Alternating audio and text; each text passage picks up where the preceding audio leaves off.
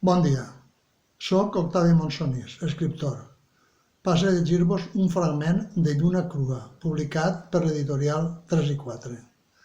Diu així: Estimada, t'escric d'amagat 4 ratlles per dir-te que et porte al cap dia i nit.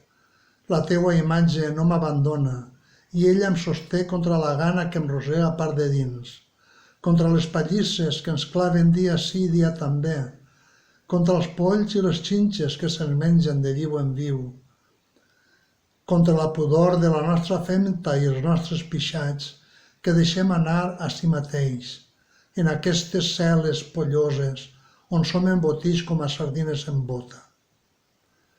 A molts companys els agafen diarrees i s'ho fan damunt. Quin infern! No pots imaginar-te com t'enyore, el teu cos, la teua escalfor, la teua olor de cendra i sabó. Cada nit em somie abraçat a tu, al nostre llit, i em pense com l'home més feliç del món, segur i protegit. I també que ja no cal viure més, perquè mai de la vida no arribaré a una felicitat com aquesta. En Segarra pensava dir-li tot això a la dona i pregar-li que procurara que els fills cresqueren amb amor i el respecte al seu pare, un home honrat a qui uns assassins van matar sense raó, i que els ensenyara l'amor a la justícia i que la servaren ben amagada dins del seu cor per quan arribaren temps millor. Pensava dir-li tot això a la dona i també que refera la seva vida, que no el plorara sempre.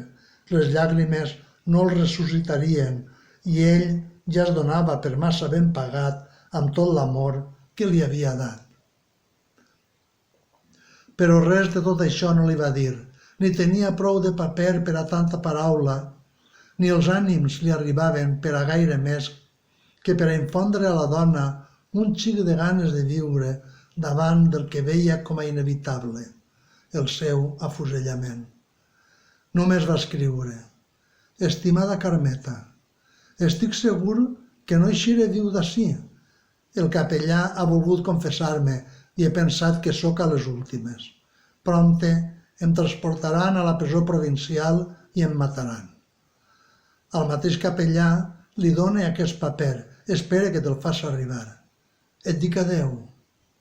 Tinc cura dels xiquets i fes perquè recorden son pare honrat com ha sigut i no com un criminal a qui tracten com un animal nociu. Molts besos i abraços per a tu i les criatures de part del teu marit, que només pensa en vosaltres. Recordeu-me amb carinyo i honrat. Va guardar-se la carta a la butxaca del davantal. Veniu, fills, va fer.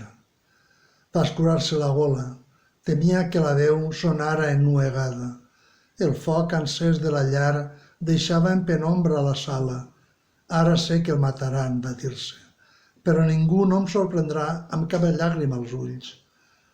El vostre pare és un home bo i honrat, va dir, i vos ha estimat com no ho ha fet mai cap pare. I no deixa de parlar fins que el foc no s'extingí, fins que el sereno no canta les hores, fins que la nit no es torna fonda i inabastable. Això és tot. I recordeu, cuidem la cultura.